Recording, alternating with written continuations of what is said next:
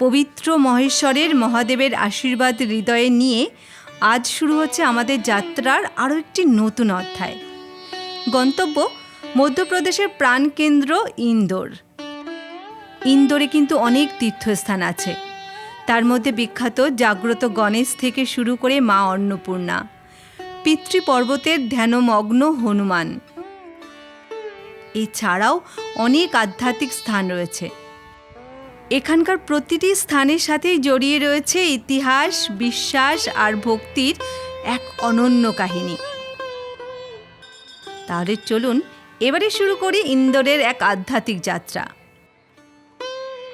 আমরা গত পরশুদিন মহেশ্বরে এসেছি, আর গতকালকে আমরা মহেশ্বরের আশেপাশে গুরুত্বপূর্ণ স্থানগুলো ঘুরে দেখেছি, যার মধ্যে ছিল রানী অহল্যাবাইয়ের স্মৃতি বিজড়িত অহল্যা ফোর্ট, যেখানে আজও কিন্তু রানীমার সাদামাটা রাজপ্রাসাদ ও তার রাজসভা রয়েছে। ফোর্টের চত্বরের মধ্যেই রয়েছে কিন্তু রানীর তৈরি অহলেশ্বর মহাদেব মন্দির। নর্মদা নদীর তীরে অসাধারণ এক পরিবেশে গড়ে তোলা হয়েছিল এই আধ্যাত্মিক পটভূমি। এরপর আমরা যাই রাজরাজেশ্বর মন্দিরে। এই মন্দিরের গুরুত্ব মহেশ্বরে অপরিসীম। ঘুরে দেখেছি মহেশ্বরের বিখ্যাত সামনের ঘাট, অহল্যা ঘাট, সাথে কাশী বিশ্বনাথ ঘাট। বিকেলের বিদায়ী সূর্যের আলোয় নৌকায় পাড়ি দিয়েছিলাম নর্মদা নদীর মাঝে অবস্থিত বানেশ্বর মহাদেব দর্শন করতে। চারদিকে অথই জলের মাঝে ছোট্ট একটা মন্দির যুগ যুগ ধরে কেমন মাথা উঁচু করে দাঁড়িয়ে আছে। এটাই হচ্ছে মহাদেবের কৃপা। ভেতরে বানেশ্বর মহাদেব পূজিত হচ্ছেন। ফিরে এসে সন্ধ্যায় অহল্যাবাই ঘাটে অসাধারণ এক লেজার শো দেখেছিলাম, যেখান থেকে আমরা জানতে পারি মহেশ্বরের সমস্ত বীর ও বীরাঙ্গনাদের জীবনী। এরপর কিন্তু আমরা আরতি দেখার জন্য চলে এসেছিলাম আরতি ঘাটে। সেখানকার আধ্যাত্মিক পরিপূর্ণ পরিবেশে আরতি অনুষ্ঠান দেখেছিলাম। আমাদের সেই অসাধারণ অভিজ্ঞতায় মোড়া ভ্রমণ কাহিনী সবটাই কিন্তু তুলে ধরেছি আপনাদের সামনে গত পর্বে। আজকে আমরা পাড়ি দিচ্ছি ইন্দোরে, এবং ইচ্ছা আছে আজকেই কিন্তু আমরা ইন্দোরে 6টি স্থান ঘুরে দেখব। তাহলে আজকে নতুন একটা পর্ব শুরু করার জন্য আমরা কিন্তু ফিরে যাব মহেশ্বরে আমাদের হোটেল পর্যন্ত। ইন্দোরে যাবার জন্য আমরা মহেশ্বরের হোটেল ছেড়ে বেরিয়ে পড়লাম। টোটো করে সোজা মহেশ্বরের পুরনো বাসস্ট্যান্ডে চলে এসেছি। এবারে এই বাসস্ট্যান্ড থেকে সরাসরি ইন্দোর যাওয়ার জন্য একটা বাসে উঠে পড়লাম, এবং ঠিক সময় মতো বাস এগিয়ে চলল সামনের দিকে। মহেশ্বর থেকে ইন্দোরের দূরত্ব 95 কিলোমিটার। এই দূরত্বের ভাড়া পড়ল 130 টাকা। এখন কিন্তু মহেশ্বরের চারদিকটা বেশ শুকনো। আপনাদের উদ্দেশ্য যদি তীর্থস্থানের সাথে সাথে প্রকৃতিকেও অনুভব করা হয়, তবে আমি বলবো মধ্যপ্রদেশ ঘোরার জন্য আপনি বর্ষার পরের সময়টা বেছে নিন। তাহলে কিন্তু আপনার দুটো চাহিদাই পূরণ হবে। 2.5 ঘন্টা বাস জার্নি করার পর আমরা পৌঁছে গেলাম ইন্দোর বাস স্ট্যান্ডে। বাস স্ট্যান্ডের পাশের দোকান থেকেই খাওয়া দাওয়া সেরে হোটেলের খোঁজ করে মনের মতো একটা হোটেলে ঢুকে পড়লাম।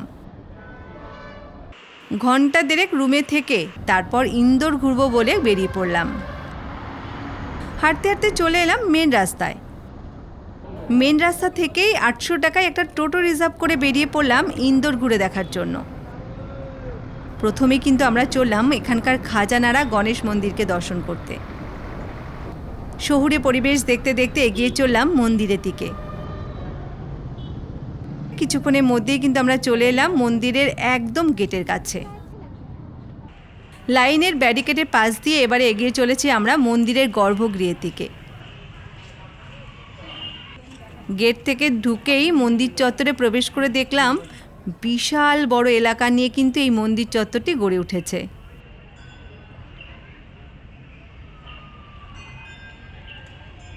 অনেক ভক্তই কিন্তু এসেছে, তবুও কিন্তু চারদিকটা বেশ নিস্তব্ধ ও শান্ত। এটি ইন্দোরের সহ মধ্যপ্রদেশের মধ্যে খুবই জাগ্রত একটা মন্দির। এই মন্দিরকে মনোইচ্ছা পূরণকারী গণেশজিও বলা হয়, কারণ মনে করা হয় এখানে গণেশজিকে পুজো করলে গণেশজি সকলের মনোবাঞ্ছা পূর্ণ করেন। গণেশ চতুর্থীতে ভারতের বিভিন্ন প্রান্ত থেকে ভক্তরা ছুটে আসেন এই মন্দিরে। এখানকার প্রাচীন মন্দিরটি মোগলরা ধ্বংস করে ফেলে। তারপরে বর্তমানের এই মন্দিরটি রানী অহল্যাবাই হোলকার গড়ে তুলেছিলেন। ভক্তরা মন্দিরে এসে গণেশজিকে লাড্ডু, নারকেল আর দূর্বা নিবেদন করে থাকেন। গর্ভ মন্দিরে অভিনব বেশে গণেশজি অধিষ্ঠান করছেন। গর্ভ মন্দিরে সিদ্ধিদাদাকে প্রণাম জানিয়ে এবারে আমরা বেরিয়ে পড়লাম বাইরে। এখানকার মন্দির চত্বরে আরো অনেক দেবদেবীর মন্দির রয়েছে। ঢুকে পড়লাম মহাকাল মন্দিরে। মহাদেবকে প্রণাম করে আবার বেরিয়ে এলাম। পুরো মন্দির চত্বরটা বেশ সুন্দর এবং পরিপাটি। কাছেই আছে গ্রহরাজের মন্দির। ধীরে ধীরে গ্রহরাজকে দর্শন করে নিলাম।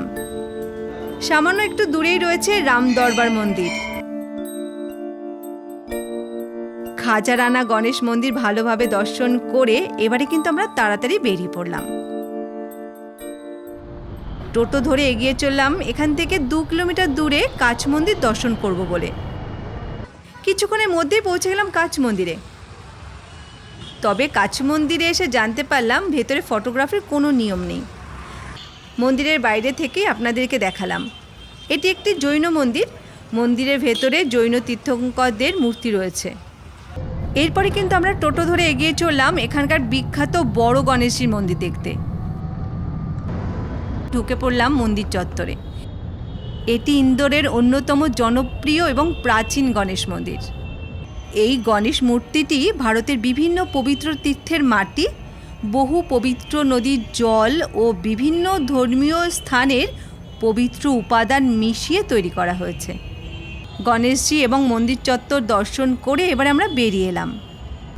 কিছুক্ষণ টোটো করে চলার পর এবারে আমরা চলে এলাম হিন্দু ধর্মের অন্ন ও সমৃদ্ধের দেবী এবং মা পার্বতীর এক রূপ মা অন্নপূর্ণা মন্দিরে।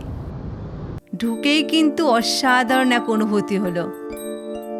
ধপধপে সাদা মার্বেল পাথর দিয়ে তৈরি মন্দিরটি দেখতে কিন্তু অসাধারণ লাগছে। মন্দিরের সাথে মন্দিরের চারদিকের দেওয়ালের কারুশিল্পগুলো একবার দেখুন, কি নিখুঁত এবং কি অপূর্ব। পুরাণ মতে মহাদেব কোনো একদিন পার্বতী মায়ের সামনেই অন্নকে অবহেলা করলে মা পার্বতী অন্নপূর্ণার রূপ ধারণ করে পৃথিবীর সমস্ত খাবার তুলে নেন। সবখানে দুর্ভিক্ষ দেখা দেয়। ঘটনার কারণ বুঝতে পেরে মহাদেব মা অন্নপূর্ণার কাছে ক্ষমা চেয়ে অন্ন ভিক্ষা করেন। তারপর মা অন্নপূর্ণা রূপে অন্ন দান করতে থাকেন মহাদেব সহ সমগ্র ভক্তদের। ভক্তরা মনে করেন এই মন্দিরে মায়ের পুজো দিলে কখনো সংসারে অন্নের অভাব হয় না, সুখ শান্তি বৃদ্ধি পায়। সমস্ত মন্দিরের দেওয়াল সহ খিলানগুলোতে অসম্ভব কারুকার্যপূর্ণ।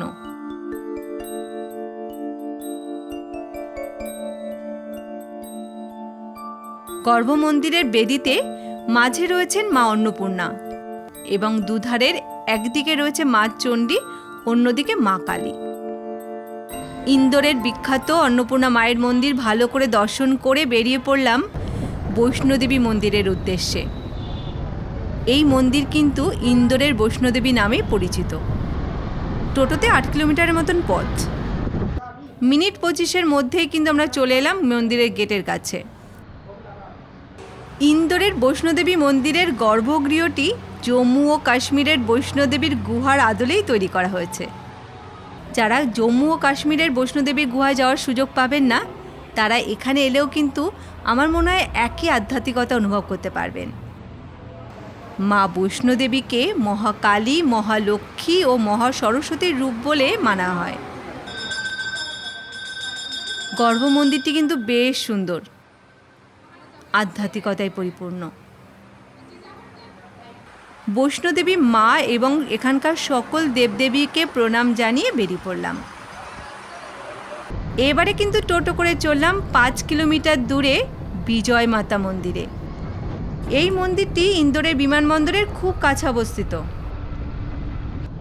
আপনারা ইন্দোর ঘুরতে এলে অটো বা টোটো রিজার্ভ করলে আমি যে পথে যাচ্ছি সেই পথেই কিন্তু আপনারা ধীরে ধীরে প্রত্যেকটা গুরুত্বপূর্ণ মন্দিরকে দর্শন করে নিতে পারবেন। মিনিট 10-এর মধ্যেই মন্দির চত্বরের কাছে পৌঁছে গেলাম। একে একে সিঁড়ি বেয়ে আমরা গর্ভ মন্দিরের দিকে এগিয়ে চললাম। কিছুটা সিঁড়ি এগিয়ে আসার পর দেখতে পেলাম মা কালীর মন্দির। মা এখানে বসে আছেন বেদিতে। মাকে প্রণাম জানিয়ে আমরা আরও কিছুটা উপরের দিকে এগিয়ে চলে এলাম। এখানেই কিন্তু রয়েছে এখানকার রাজরাজেশ্বরী বীজাসন মায়ের মন্দির। বীজাসন কথার অর্থ বিজয়াসনে অধিষ্ঠিত দেবী। এই মন্দিরের ইতিহাস প্রায় 200 শতাব্দীরও বেশি পুরনো বলে মনে করা হয়। মন্দির চত্বরে ভৈরব বাবার মন্দির আছে। ঠিক তার পাশেই আছে মা শীতলা।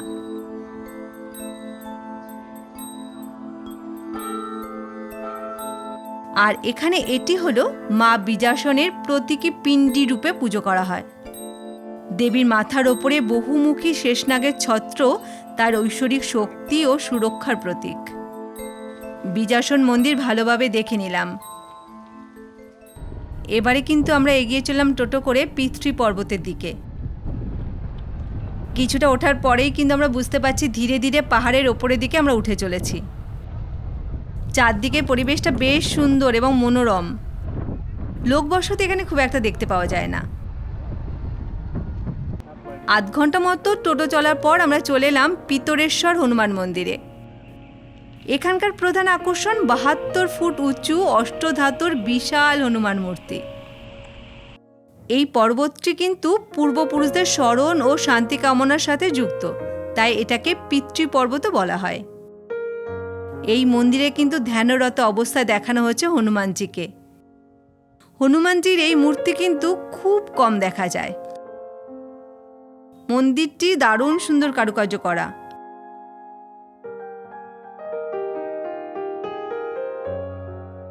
পাহাড়ের ওপর বেশ বড় এলাকা নিয়ে কিন্তু গড়ে তোলা হয়েছে এই মন্দির চত্বর। হনুমানজির মূর্তি এবং তার চারপাশের পরিবেশ দেখে এবারে কিন্তু আমরা এগিয়ে চললাম সামনের দিকে। চারদিকে না দারুণ একটা শান্তির পরিবেশ বিরাজ করছে।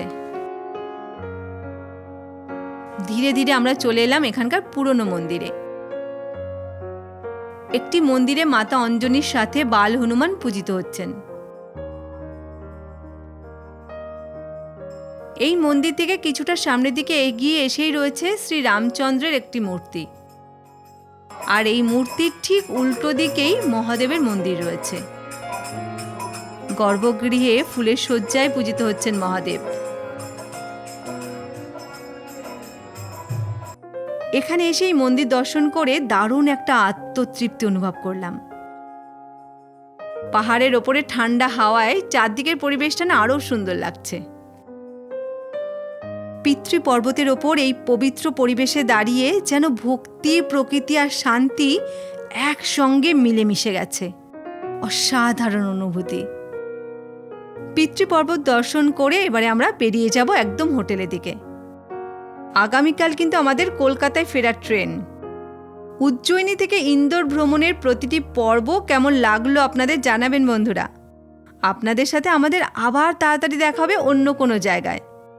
প্রতিটি পর্বের মতন আজকের পর্বেও আমাদের সাথে থাকার জন্য আপনাদের আরও একবার ধন্যবাদ জানিয়ে শেষ করলাম আজকের পর্ব।